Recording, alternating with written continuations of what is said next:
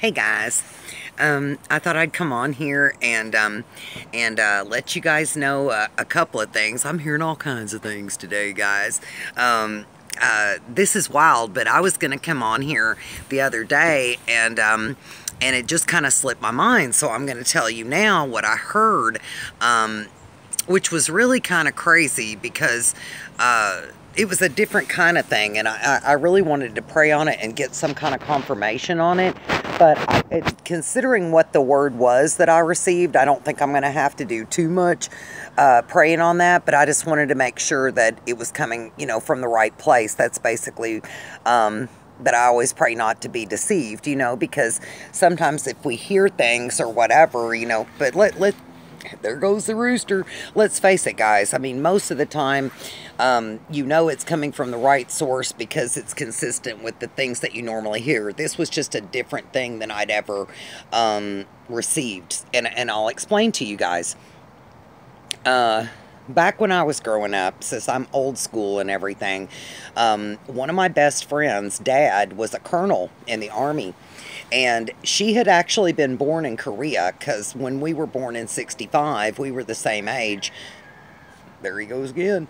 The Korean War had just ended the decade before, and the Vietnam conflict was heating up, which of course escalated into the Vietnam War, which my dad did 2 tours as a medic, and he was actually 30 years old. He re-enlisted to go to Nam. He was had done 8 years in the Air Force by that time, and had retired. He wasn't going to be a career guy until Vietnam came along. So. And God rest his soul, really, the Agent Orange-induced diabetes kind of led to his untimely death when he was only 68 back in 2006. But that's another story, guys. In either case, this friend of mine, when I was growing up, she was very intelligent, and her dad was a career Army guy, obviously a colonel, had been with the military a long time, and they lived in the coolest old house. So I always loved it when she went, when my twin sister and I would go spend the night at her house instead of her coming to ours, because they lived in this really great big old colonial style mansion, basically, and it had the big Georgian columns around the front. I mean, you couldn't even reach your arms around them, guys. This was like a big old oak tree, if you've ever seen how big they get around the bottoms. It was kind of like that, and the big columns that were on the front porch, and of course it had balconies off every basically almost wrap around the back of the house and the sides of the house, and it had big fireplaces in every bedroom. It was really cool, guys. So whenever we would go spend the night there, I always thought it was great, but she was really an intellectual and couldn't get her hands on enough books. And since my mother was an educator, my twin sister and I learned how to read at a very young age as well. And so we were kind of like, I guess we were little geeks and nerds together. But back then, it started being popular to be that way. So we were also the popular girls, but we were, I guess we were kind of little brainiacs. And we didn't have the little pocket calculators or slide rules or anything. We were kind of beyond that point. We had our little Texas Instrument calculators by then, y'all. But in either case, I guess what I'm trying to say is that I have I guess look back on my childhood with much love towards this particular girlfriend who's still my friend today.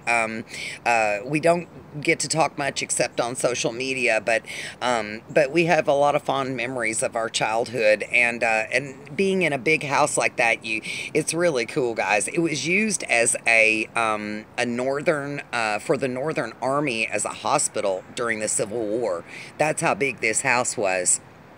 And so in and of itself, I'm sure that if the walls could talk, it had many stories to tell.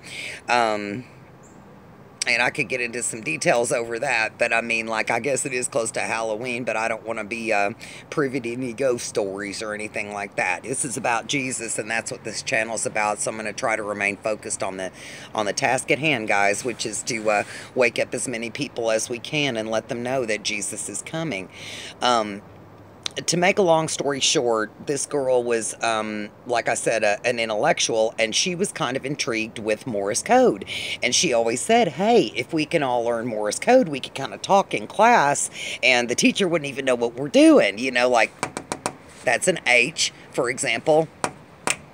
That's an O, for example. That's an M, and a quick one is an E, just one in and of itself. Well, just the other day, when I got off the phone with you guys, or got off the video, I was checking on Sister Tamara and giving you guys an update on her. And guys, she's feeling particularly bad today. I mean, like, she's still in the hospital trying to get her fluids up, and goodness knows that's all the poor little thing can have for right now. So let us continue to pray for Sister Tamara. She's having a particularly rough day today. But in either case, what's going to happen is that what happened was, in my right ear, it wasn't in my left ear, as I've heard different things before when I feel like I've gotten them from the Lord, but I heard the Morse code. And it had been so many years, guys. I hadn't thought about it since I was about a 10 or 11-year-old child, when we used to goof off behind the teacher's back and send each other little 1 and 2, you know, I guess, word notes during class. But I kept hearing this, and what the Army used to call Morse code, I don't think they use it anymore, you know, because there's a lot more sophisticated codes and patterns that they can use.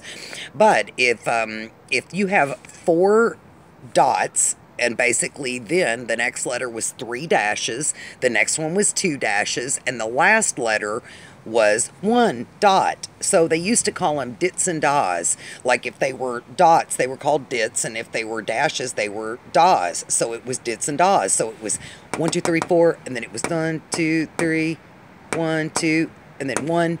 And it was slow enough to where it wasn't like, you know, I was ever in the military or I ever got to use this code, right? I mean, it was just something us kids did, just goofing off. But I kept hearing it, and it kept repeating itself to make sure I got it. H, da da da da, O, 3 dashes, M, 2 dashes, and then a quick staccato on the very last one, which means an E. Guess what, guys? H-O-M-E, last time I checked, spells home. Okay, praise God. And just today, I was talking to the Lord about it. And I was watching a video by our sister Amanda Christian, and she was talking about 9/21 and then 11/21 and some things in November versus some things in September. And I didn't get the gist of all of it because I got interrupted. My mom was needing her insulin shot, and and it was a little earlier than what I had expected. So I went upstairs and I left my office, and I didn't get to hear the rest of what our sister said. But you know, as it is so many times, we stay in constant prayer these days. What does the Apostle Paul says? You know, forever ceasing, you know, never cease your prayer. And so in essence, it's almost like an open-ended conversation all day. I've heard Ashley Richardson say it like that. And it is, guys. I've heard Sister Chandra say that at Freaking Over Jesus, excuse me, as well. I think I ate too many chickens. Not the little rooster, though, guys. The little rooster is safe, just to let you know. You'll hear him here in a minute. But in either case, I heard today in my spirit when I was just asking about, you know, Amanda's video, like, you know, what I'd heard so far, you know, is this true? And of course, we take everything to the Lord in prayer, even if it is a blessed sister that we know is a sister in Christ. I'm sure she asks the Lord about things that she hears from me. And this is what we should do, guys. And this is how you correct in love, too. I'm sure that she loves me enough to where if she heard something sounded weird, she'd say, hey, Kim, she'd be, you know, contacting me right away, and likewise I would her. But I didn't hear anything like that. What I heard was when I asked about Amanda Christensen's video, I heard walkover. And I'm like, walk over where? You know, I didn't know what that meant. And it said walk over to. And I saw the word to, but it wasn't to like T-O-O or walk over to like T-O. Hannah. Guys. it was walk over to TWO. So I just Googled it. I just said, forget it. I don't know what that means. And I was kind of pressed for time. So I Googled walk over to, and this is what I got. It says a walkover is an Hannah is an awarding of a victory to the contestant because there was no other contestant or the other contestants have been disqualified or forfeited. Now let's read that again. A walkover is awarding of the victory to the contestant because there are no other contestants to begin with, or the other contestants have been disqualified or forfeited. Almost like those chosen to leave with Jesus, and those left behind is what it sounded like to me. And it goes on to say this: the narrow and extended meanings of walkover as a single word are both found from 1829. And I thought, okay, indeed, because obviously that's not something that's in most people's speaking vocabulary today. So I looked up and Googled 1829. And this is another thing I thought about 1829. I mean, the 1 and the 8 of 1829 is a 9, right? And then the 2 and the 9 is an 11. 9/11. Really? So that kind of freaked me out a little bit too, you know, because I thought maybe that's just what it means by virtue that a 9/11, some kind of incident or whatever is coming up. Therefore, perhaps the rapture is coming up to allow us to escape from that. Henceforth, we win by default to go with Jesus because we've made the right decision to follow him and to accept Jesus, and we've been chosen. He chose us from out of the world, and those contestants by default that we basically win to have made the decision, and they've been disqualified or forfeited because they chose to stay in the world or to not wake up and follow Jesus, or to not, you know, you can't serve two masters, right, guys?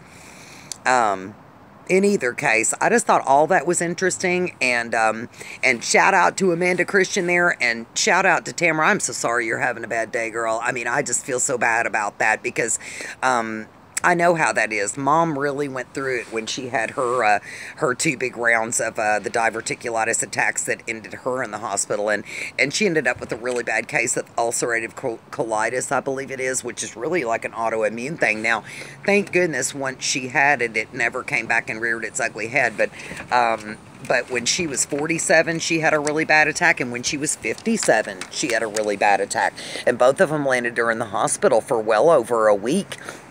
And like I said, in one of those cases, she lost over 1/3 of the blood in her body. And I think that what Tamara's biggest problem is her inflammation. I mean, they won't let her have anything but basically liquids and things like that. She could only have water the first couple days in her glucose drip, guys. So think about it. Really, this is moving on up. If you can, have some bouillon or something, that feels like a miracle, because at least it's got some taste to it other than water. So let us continue to pray for Tamara. And take this to the Lord in prayer and see if you guys get anything else. I mean, obviously the Morse code for home, that's a beautiful thing. And then the walkover to, I had no idea what that meant. So in my opinion, that really means something, and I think it's more telling of what time it is. I think it's just another one of those signs that Jesus is giving his followers and his believers of that it's time to go home, guys. Perhaps, you know, obviously a lot of us believe that the rapture will be like a snatching away right out of harm's way, and if a 9/11 type event was going on, then indeed that would be the case, that we would need rescuing at that point. So I hope that this message finds you well, and I hope I didn't ramble too much. Boy, this hair is getting out of control. And then Alex called me Cher the other day. My husband did. and I said, well, if I could turn back time, you know. I'm supposed to minimize so he can maximize, right, guys? But I just thought, for those of you out there who still have a sense of humor through all of this, that's pretty funny, if I do say so myself. But I love you guys, and I'm sure we'll talk real soon.